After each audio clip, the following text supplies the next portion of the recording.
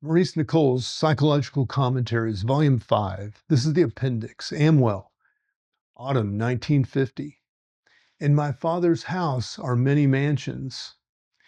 In ancient parables, man is often compared with a house. He lives in the house of his being. In this house are many rooms on different floors. Each man has a house where he lives with a certain typical attitude, prejudices, and habits, usually corresponding to the lowest rooms in himself. He can live in better rooms, yet even when he hears something new, something strange, he will return to his own house unless a very deep impression has been made on him, when he will be lifted into new rooms in the house of his being momentarily, only to fall back into his own old rooms, that is, into the few rooms notably in the basement, which he usually occupies mentally and emotionally. Thus it is said that on the last day of the Feast of Tabernacles, after the multitude had heard the words of Christ, they went every man into his own house. That's from John 7:53.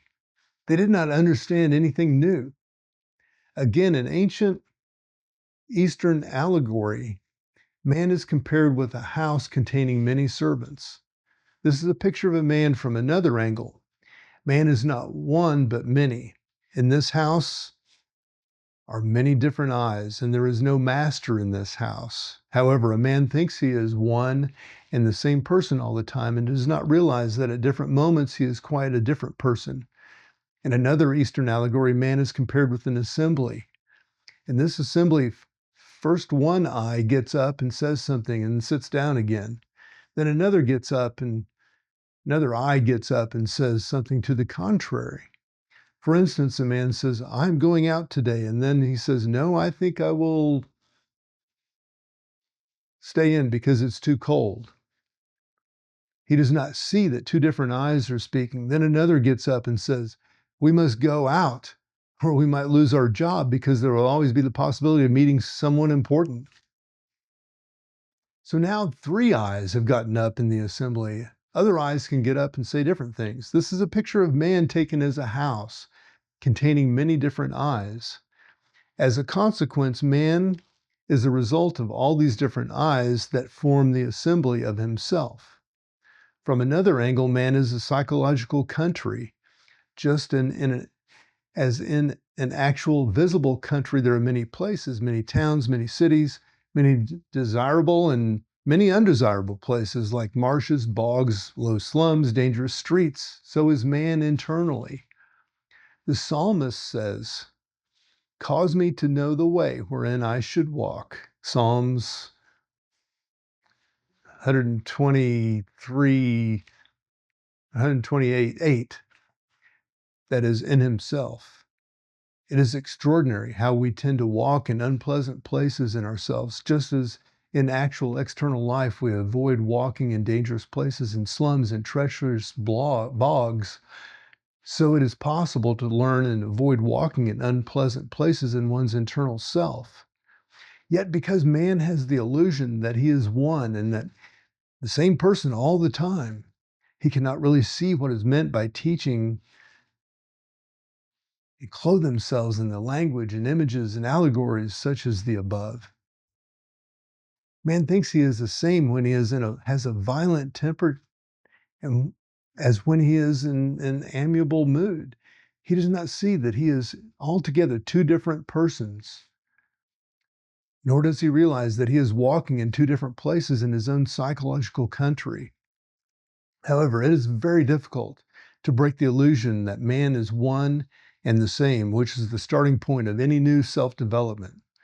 All these different places in one's psychological country are represented by different places in the spiritual world. It is the psychological world of oneself in which we all really live. What is the spiritual world? First, it is the invisible world of your own thoughts and feelings. If you say there is no invisible world, then I will disagree with you. Your thoughts are invisible. Your feelings are invisible. Do you really think they're invisible? This is the first aspect of the invisible or spiritual world. No one can see your thoughts or your feelings with the five external senses. They are not the most real thing in you, You may be so well trained as not to show your real thoughts or your real feelings externally or in your face or in your gestures, but they're more real to you than is the external, visible world. So if you say that the invisible spiritual world is unreal, you are making a mistake of a very deep kind. You are thinking you are merely your body, visible to all. You are, in fact, upside down. If you're in a bad place in your psychological country, you will suffer even if you are surrounded by the greatest physical comforts. Say you hate. Will dinner parties cure this? A man, therefore, has many places in himself, many mansions in the house of his being. Where do you walk in yourself? What place in your psychological country do you continually visit? Shall we say your grievances? You complain you are unhappy and feel that if you only had more material comfort, you would be happier. Up to a point, that may be true because poverty is a grinding thing. But if you are always in the habit of walking in unpleasant places in yourself, hating and envying others, material riches will not cure you of your unhappiness. It is not an outer affair. So after you have learned how to walk about in external life with a certain amount of shrewdness, we need another education in which it is necessary to learn how to walk in ourselves, in what rooms and on what floors we live in the house of ourselves, and with what eyes we live in this house and link arms. For on each floor, on each level, there is a different thinking and feeling, and we have to learn which is better.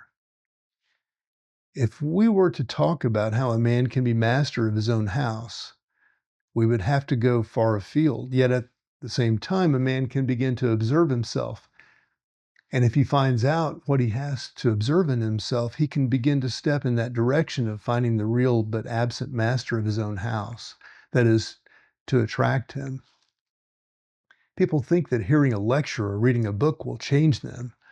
But after having heard the lecture or having read the book, each man will go back to his house, and he will remain just the same as before. Otherwise, with all the modern means of transmission of knowledge, the world would have changed a long time ago.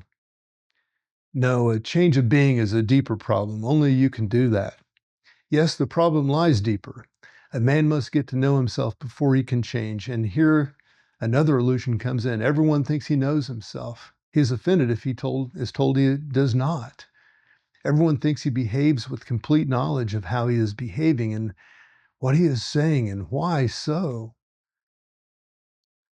So he remains in the same place, in the same house, in the same place in this house, in the same eyes that he takes as himself. Man is given more than he needs. And this is one of the mysteries of life. He only uses part of his brain. He is given more than he needs for just living this natural life. He is given a far larger house than he uses or needs to use for the purposes of ordinary life. As said, he has a brain which is bigger than is necessary for him. And that is why mechanical theories do not quite fit the case. He has, in his total given house, unused functions which sometimes, say in moments of great fatigue and stress and illness, are momentarily open to him. He then passes into another part of his psychological country or into another room of the house of his being. Notice it is there already. Then he falls back into this ordinary state, and it seems to him that he has experienced something of another order, unimportant for ordinary life. What has happened to him is that he has experienced things on another level, in another room. He has been given a moment or two in a room at the top of his house and seen everything quite differently, just as one does from the top of a height. He may think all this is nonsense, but even apart from such a rare experience, a man may learn that even in ordinary life, he can change by training himself not to walk in the unpleasant places in which he habitually walks in his psychological country, accepted by life as normal. In fact, he may begin to learn how to lead another life and cease to blame others for all the time. He begins to turn around inside and blame himself for having allowed himself to walk in such dangerous places This reversal is quite possible to experience. In the gospel, there is an idea that heaven has many places, taken with another great saying that the kingdom of heaven is within you. It may help us to understand the importance of knowing where we are in our psychological country. Two ideas warn us that our state of being will be our own judge in deciding to which mansion in our Father's house we shall go at death. It is not said that the disciples were just going to heaven, but to a special place there. Christ said, I go to prepare a place for you, John 14:2. He also said, in my Father's house, there are many mansions. There are many other places and mansions apart from the one prepared for the disciples. When I first began to conceive of an afterworld in these terms, I felt great relief. Heaven is many, not one. There were different places in the next, as in this world. Sitting in church as a boy and looking around at the congregation, I used to think that I did not really want to go to heaven with all these worthy people, and that if I remained a Christian, I would have to do so.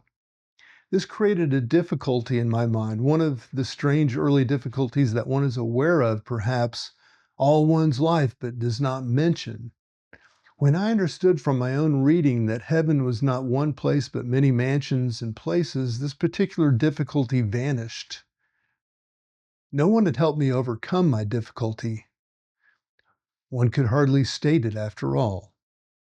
So far as I remember, I have never thought in my inner thinking that there is no afterlife, nor did I have an inner problem with Christ himself. What Christ said seemed to me on a level beyond argument, however difficult. To take the view that this world and what happens in it is all and is explicable in terms of itself, then is indeed a tale told by an idiot, full of sound and fury. Later I understood that to try to explain this world in terms of itself was impossible. Something had to be fitted over the world, some other explanation. So I would say that the idea of another world is psychological truth. Why? Because it gives more meaning than the stark truth of the physical senses. Call this world and its life a testing ground, or what you like. Unless you fit over it another kind of meaning, it becomes meaningless. I am certain that the young and intelligent brave who die are not finished. I believe that a place is prepared for them, even for the violent brave. No doubt physically we have no proof of all this. But psychological truth is higher than physical truth, and the next world is invisible to the senses, as all psychological understanding. Is not your visible radio mainly the invisible? The idea that we go somewhere at death according to the quality of our inner life gives force and gives initiative. It gives new meaning and so new force. Our life behavior is not useless. So I would say there is another order of truth, and that the proof of it lies in the power and meaning of it gives us. The saints and martyrs were given, through psychological truth, forced to endure what they endured. But whether we speak of saints and martyrs or of the young and the brave, also endured so unspeakably, the glimpse of nature of the next world given by Christ can rest our minds because it makes us see that some will go to one mansion and others to another mansion. Seen in this light, of all Christ's merciful sayings is not, in my Father's house are many mansions. If it were not so, I would have told you, for I go to prepare a place for you. One of the most merciful to our human understanding of another life. Some think that in heaven we meet relatives. There will be family reunions. They think one's neighbor is the person next door. Physical thinking makes this rather a mess of the Gospels, which are psychological. But the crucifixion of Christ symbolizes that psychological thinking will always, in time, be overcome by physical, literal thinking. Now, psychologically, one's neighbor is the one's nearest in understanding. To be in heaven amongst people of quite another understanding would be torment, in short, hell. Christ represents psychological meaning, for instance, of a commandment. That is the realization that, to take one example, killing begins with psychological hating, and if men envy and hate each other, they may or may not kill physically, but are killing all the time. The purification of the emotions, let us think of self-pity, hate, envy, malice, jealousy, and not only of sex, depends on psychological understanding. Thou shalt not kill is a literal physical commandment. Psychologically, it means thou shalt not hate and kill internally, for hate, which is psychological, leads to the physical killing. Just notice some of your fantasies. Do you ever kill in them? I fancy that most people have murdered someone in their physical neighbors or relatives at different moments, but thank God they have not really done so physically. Why not? Because they have outer restraints. They feared the law, the police, the loss of reputation, all the consequences. Although they kill in their hearts, they may seem virtuous, full of merit. But in the next world, as many mystics and philosophers have said, you are judged by what your heart is like, not from what the restraints of law, society, fear, and reputation have made you appear to be externally. We are judged by the internal state and are sent to the place to which we thereby belong.